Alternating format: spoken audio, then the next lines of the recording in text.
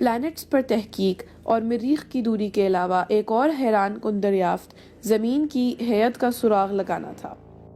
قدیم دور کا انسان زمین کو لامتناہی اور فلیٹ سمجھتا تھا، لیکن پھر یونانی فلاسفرز نے چاند اور سورج گرہن کے ذریعے پتہ لگایا کہ زمین فلیٹ نہیں ہو سکتی، کیونکہ چاند گرہن کے دوران چاند کی سطح پر زمین کا گول سایہ ہمیں باقاعدہ پڑتا دکھائی دیتا ہے۔ وقت گزرتا رہا، مسلم سائنسدانوں کے علمی عروج کا زمانہ آیا۔ اس دوران البیرونی نے پنڈ دادن خان کے ایک ٹیلے پر بیٹھ کر سائے کی مدد سے زمین کا ڈایا میٹر معلوم کیا، جو کہ حیران کن حد تک موجودہ ڈایا میٹر کے نزدیک ہے۔ یہ بات انتہائی اہم ہے کہ انسان تب تک زمین کی ہیئت معلوم کر چکا تھا، لیکن اس کے باوجود ہم زمین کو پوری کائنات کا سینٹر تصور کرتے تھے۔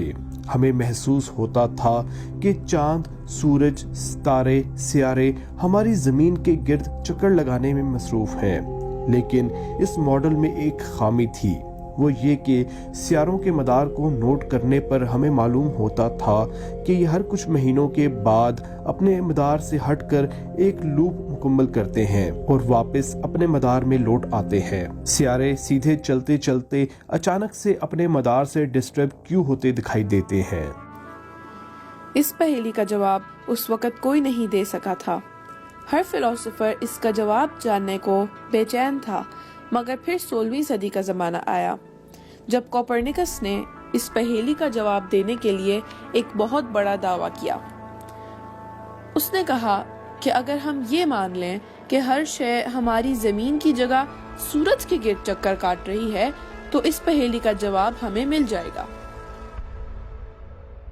مگر یہ دعویٰ عیسائیت کے خلاف تھا، جس وجہ سے کوپرنیکس نے یہ دعویٰ اپنی عمر کے آخری سال میں کیا، اور جب اندازہ ہوا کہ اس دعوے کی وجہ سے ان کی جان کو خطرہ ہو سکتا ہے تو وہ اسے محض ایک مفروضہ کہہ کر پیچھے ہٹ گئے۔ اس دوران گیلیلیو نے دریافت کیا کہ اگر ہم دو عدسوں کو ایک دوسرے کے اوپر نیچے رکھیں تو دور کی شے بڑی دکھائی دیتی ہے۔ اس سوچ کو بڑھاتے ہوئے گیلیلیو نے پہلی دوربین ایجاد کی۔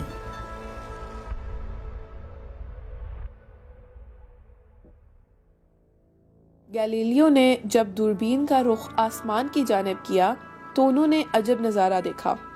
انہوں نے مشتری کے گرد 4 چاند منڈلاتے دیکھے۔ بعد ازاں انہوں نے جب یہ نظارہ دوبارہ کرنا چاہا تو وہ چاند اپنی پوزیشنز تبدیل کرتے دکھائی دیے۔ یہ پہلی بار تھی کہ ہمیں معلوم ہوا کہ ضروری نہیں کہ پوری کائنات زمین کے گرد چکر لگا رہی ہو۔ جیسے مشتری کے چاند مشتری کے گرد چکر لگا رہے ہیں، بالکل ویسے ہی سیارے سورج کے گرد چکر لگا رہے ہوں گے، یعنی کہ کوپرنیکس کی بات صحیح تھی۔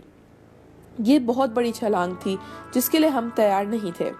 اس کے 2 نقصانات ہوئے، ایک تو زمین کی کائنات میں مرکزی حیثیت کو ٹھیس پہنچی، اور دوسرا یہ کہ ہمیں زمین کو حرکت کرتا ماننا پڑا۔ ساکن زمین اور زمین کا کائناتی مرکز سے ہٹنا عیسائیت کے لیے خطرناک تھا۔ اس سچائی کی پاداش میں گیلیلیو اور دیگر فلکیات دانوں کو سنگین سزائیں سنائی گئیں۔ برونو نامی فلکیات دان کو ان حقائق سے انکار نہ کرنے پر الٹا لٹکا کے آگ لگا دی گئی تھی۔ آج بھی اگر آپ روم کی گلیوں میں کبھی جائیں تو ایک مقام پر آپ کو برونو کا اداس مجسمہ کھڑا دکھائی دے گا۔ اس مجسمے کے قریب ہنستے کھیلتے سیاح اس حقیقت سے ناواقف ہوتے ہیں کہ یہ وہی مقام ہے جہاں برونو کو سچ بولنے کی پاداش میں پوپ کے حکم پر زندہ جلا دیا گیا تھا۔ ایسے بہت سے گھنونے واقعات اس تاریک دور کا حصہ ہیں جن پر بعد ازاں 350 سال بعد 1992 میں پوپ کی جانب سے باقاعدہ اعلانیہ معافی بھی مانگی گئی۔